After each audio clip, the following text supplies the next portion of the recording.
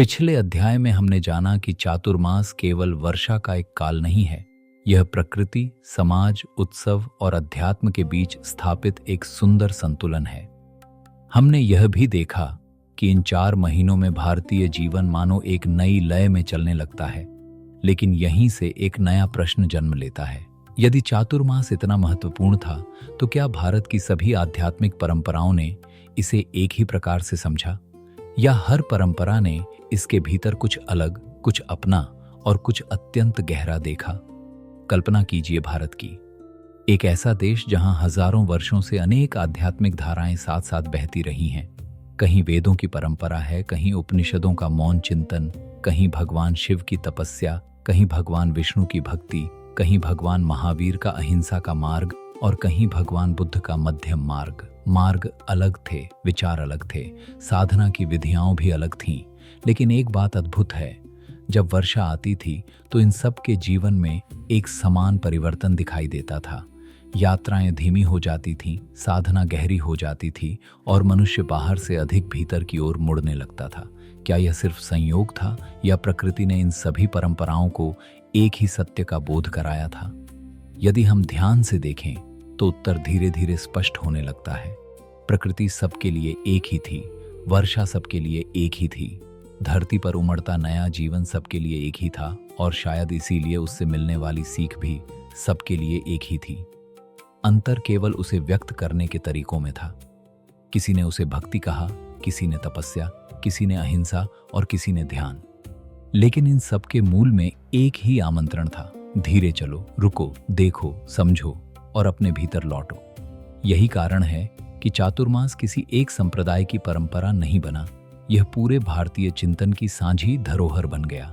सबसे पहले आइए वैष्णव परंपरा की ओर चलते हैं। वैष्णव परंपरा में चातुर्मास का आरंभ आषाढ़ शुक्ल एकादशी से माना जाता है।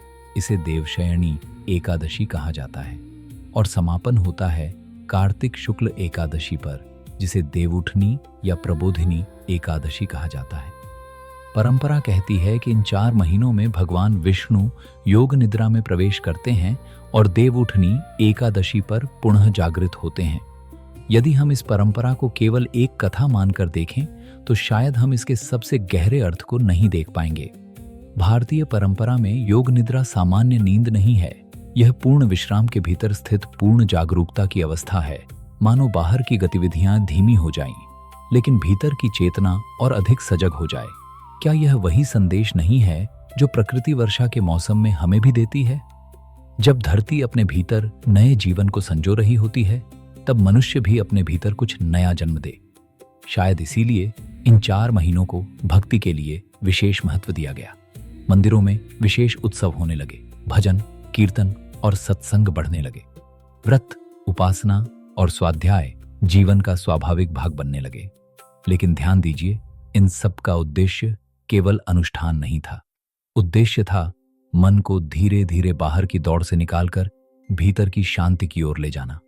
यही कारण है कि वैष्णव परंपरा में चातुर्मास केवल 4 महीनों का धार्मिक अनुष्ठान नहीं बनता, यह जीवन की गति को थोड़ा धीमा करके ईश्वर के साथ अपने संबंध को और गहरा करने का समय बन जाता है। लेकिन भारत की आध्यात्मिक परंपराएं यहीं तक सीमित नहीं थी। कुछ भक्ति के माध्यम से भीतर पहुंची तो कुछ ने मौन और तपस्या के मार्ग को चुना। ऐसी ही एक परंपरा है शैव परंपरा। वर्षा के इन महीनों में, विशेषकर श्रावण मास में, भगवान शिव की उपासना का विशेष महत्व बताया गया है। देश भर के शिवालयों में भक्तों की भीड़ उमड़ती है। रुद्राभिषेक, जलाभिषेक, बिल्वपत्र, मंत्र जप और सोमवार के व्रत इन दिनों विशेष रूप से किए जाते हैं। लेकिन क्या यह केवल एक धार्मिक परंपरा है, या इसके पीछे भी कोई गहरा जीवन दर्शन छिपा है? यदि हम भगवान शिव के स्वरूप को ध्यान से देखें तो एक बात स्पष्ट दिखाई देती है। वे राजमहलों में नहीं रहते, वे हिमालय की निःशब्द ऊंचाइयों में स्थित हैं। वे वैभव के नहीं, वैराग्य के प्रतीक हैं। वे कोलाहल के नहीं, मौन के देवता हैं। शायद इसीलिए शिव हमें यह याद दिलाते हैं कि मनुष्य की सबसे बड़ी यात्रा बाहर की नहीं, भीतर की होती है। और क्या वर्षा भी हमें कुछ ऐसा ही नहीं सिखाती? जब बारिश धरती को धोती है तो मानो प्रकृति भी अपने भीतर एक नई ताजगी भर लेती है। चारों ओर हरियाली लौट आती है, नदियां फिर से जी उठती हैं और जीवन एक नई शुरुआत करता है। शायद हमारे ऋषियों ने यही देखा कि जब प्रकृति स्वयं को नया करती है तो मनुष्य भी अपने भीतर झांकने का साहस करे, अपने विचारों को देखे, अपनी आदतों को देखे, अपने अहंकार को देखे और जो अनावश्यक है उसे धीरे धीरे छोड़ दे। शैव परंपरा में तपस्या का अर्थ केवल कठोर साधना नहीं है। तपस्या स्वयं को देखने की कला भी है, अपने भीतर चल रहे शोर को शांत करने का अभ्यास भी है। शायद इसीलिए श्रावण मास केवल पूजा का समय नहीं बल्कि आत्मचिंतन का समय भी बन गया। यदि वैष्णव परंपरा हमें भक्ति के माध्यम से ईश्वर के निकट ले जाती है तो शैव परंपरा हमें मौन के माध्यम से स्वयं के निकट ले जाती है। लेकिन भारत की आध्यात्मिक धाराएं यहीं समाप्त नहीं होती। एक ऐसी परंपरा भी है जिसने चातुर्मास को शायद सबसे अधिक अनुशासन और सबसे अधिक करुणा के साथ जिया, वह है जैन परंपरा। जैन धर्म में चातुर्मास केवल एक धार्मिक परंपरा नहीं है, यह अहिंसा के सबसे गहरे अभ्यास का समय है। वर्षा आते ही असंख्य सूक्ष्म जीव धरती पर प्रकट होने लगते हैं। घास के बीच, मिट्टी के अंदर, जल की हर बूंद में मानो जीवन धड़कने लगता है। जैन आचार्यों ने इसे केवल प्रकृति का परिवर्तन नहीं माना, उन्होंने इसके भीतर एक गहरी जिम्मेदारी देखी। यदि इन दिनों अनावश्यक यात्राएं की जाए तो अनजाने में असंख्य जीवों की हिंसा हो सकती है। इसीलिए जैन मुनि और आर्यकाएं इन 4 महीनों में एक ही स्थान पर निवास करते हैं। इसे चातुर्मास कहा जाता है। ध्यान दीजिए, यह रुकना सुविधा के लिए नहीं है, यह करुणा के लिए है। यह प्रकृति के प्रति सम्मान का एक मौन प्रण है। शायद दुनिया में बहुत कम ऐसी परंपराएं मिलती हैं जहां मनुष्य अपने कदम इसलिए धीमे कर दे कि किसी अदृश्य और अत्यंत छोटे जीव को भी कष्ट न पहुंचे। यही अहिंसा की पराकाष्ठा है, जहां करुणा केवल मनुष्यों तक सीमित नहीं रहती, वह हर जीव तक पहुंच जाती है। इन्हीं 4 महीनों में पर्युषण और दशलक्षण जैसे महान पर्व भी मनाए जाते हैं। लेकिन यदि हम इन पर्वों के मूल में झांकें तो एक ही भाव दिखाई देता है, स्वयं को देखना, अपनी भूलों को स्वीकार करना, अपने क्रोध, अपने अहंकार और अपने लोभ को पहचानना और धीरे धीरे अपने भीतर एक नई पवित्रता जगाना। शायद इसीलिए पर्युषण के अंत में लोग एक दूसरे से कहते हैं, मिच्छामि दुक्कड़म, यदि मेरे मन, वचन या कर्म से आपको कभी कष्ट पहुंचा हो तो मुझे क्षमा करें। कितना अद्भुत है कि जिस मौसम में प्रकृति नए जीवन का स्वागत करती है, उसी मौसम में मनुष्य भी अपने भीतर नई करुणा और नई विनम्रता का जन्म करने का प्रयास करता है। यदि वैष्णव परंपरा हमें भक्ति का मार्ग दिखाती है और शैव परंपरा मौन और तपस्या का, तो जैन परंपरा हमें करुणा की उस ऊंचाई तक ले जाती है जहां जीवन का सम्मान हर रूप में किया जाता है। लेकिन भारत की आध्यात्मिक यात्रा अभी पूरी नहीं हुई। एक और महान परंपरा ने भी वर्षा को आत्मचिंतन और साधना का विशेष समय माना, वह है बौद्ध परंपरा। भगवान बुद्ध के समय में भी भिक्षु वर्ष भर एक स्थान से दूसरे स्थान तक पैदल यात्रा करते थे। वे गांव-गांव जाकर लोगों को धर्म का संदेश देते थे। लेकिन जैसे ही वर्षा आरंभ होती, वे अपनी यात्राएं रोक देते थे और लगभग 3 महीनों तक एक ही विहार में निवास करते थे। इस परंपरा को वर्षावास या वत्स कहा गया। क्या यह केवल यात्रा रोकने की व्यवस्था थी या इसके पीछे भी कोई गहरा जीवन दर्शन छिपा था? यदि हम बुद्ध के उपदेशों को ध्यान से देखें तो एक बात बार बार सामने आती है, मन सबसे अधिक भटकता है जब वह लगातार बाहर भागता रहता है। और शायद इसीलिए वर्षावास के दौरान भिक्षु अधिक समय ध्यान, स्वाध्याय और आत्मनिरीक्षण में बिताते थे। बाहर की यात्राएं रुक जाती थीं और उसी ठहराव में ध्यान, अध्ययन, संवाद और संघ का जीवन और अधिक गहरा हो जाता था। ध्यान दीजिए, यहाँ भी वर्षा रुकावट नहीं बनती, वह एक अवसर बन जाती है बाहर कम चलने का और भीतर अधिक जागने का। यदि हम अब तक की यात्रा को एक साथ देखें तो एक अद्भुत चित्र उभरता है। वैष्णव परंपरा कहती है, भीतर भक्ति जगाओ। शैव परंपरा कहती है, भीतर मौन जगाओ। जैन परंपरा कहती है, भीतर करुणा जगाओ।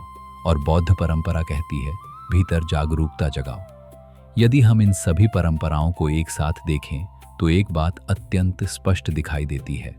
किसी ने प्रकृति को भक्ति में पढ़ा, किसी ने मौन में, किसी ने करुणा में, तो किसी ने ध्यान में, लेकिन सबके सामने प्रकृति एक ही थी, वर्षा एक ही थी, धरती एक ही थी, और शायद इसीलिए उससे मिलने वाली सीख भी एक ही थी। प्रकृति एक थी, इसलिए उससे जन्मी बुद्धि भी एक थी।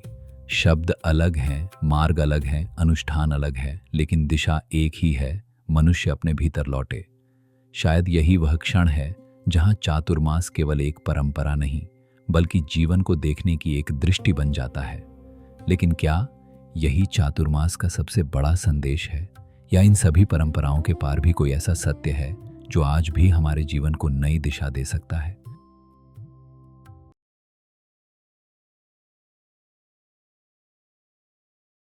क्या हमने कभी सोचा है कि हम जीवन में अक्सर अंतर पहले देखते हैं और समानता बाद में? कोई भक्ति के मार्ग पर चलता है, कोई ध्यान के मार्ग पर, कोई सेवा में शांति खोजता है, कोई मौन में। हम मार्गों को देखते हैं, लेकिन क्या हम उनकी दिशा को देखते हैं? शायद यही भारतीय चिंतन की सबसे बड़ी विशेषता रही है। उसने विविधता को कभी विरोध नहीं माना, बल्कि उसे एक ही सत्य तक पहुंचने वाले अलग अलग मार्गों के रूप में देखा। सोचिए, यदि प्रकृति हर वृक्ष को एक जैसा बनाना चाहती, तो क्या यह संसार इतना सुंदर होता? यदि हर नदी एक ही दिशा से बहती, तो क्या धरती इतनी समृद्ध होती? प्रकृति हमें विविधता सिखाती है, लेकिन साथ ही एकता भी। शायद इसीलिए भारत की आध्यात्मिक परंपराएं देखने में अलग हैं, लेकिन उनके हृदय की धड़कन एक ही है। धीरे चलो, रुको, अपने भीतर झांको और जीवन को थोड़ा और सजग होकर जियो। शायद आज हमें सबसे अधिक इसी बात की आवश्यकता है, क्योंकि हम पहले से कहीं अधिक जुड़े हुए हैं, लेकिन शायद पहले से कहीं अधिक बिखरे हुए भी। हमारे पास संवाद के असंख्य साधन हैं, लेकिन अपने भीतर संवाद करने का समय बहुत कम है। चातुर्मास शायद हमें यही याद दिलाता है कि जीवन केवल आगे बढ़ने का नाम नहीं है। कभी कभी रुकना भी आवश्यक होता है, कभी कभी अपने विचारों को सुनना भी, कभी कभी अपने व्यवहार को देखना भी, और कभी कभी अपने भीतर लौटना भी। शायद यही वह स्थान है जहां भक्ति, मौन, करुणा और ध्यान एक दूसरे से मिलते हैं, और जहां मनुष्य अपने सबसे सच्चे स्वरूप के निकट पहुंचने लगता है।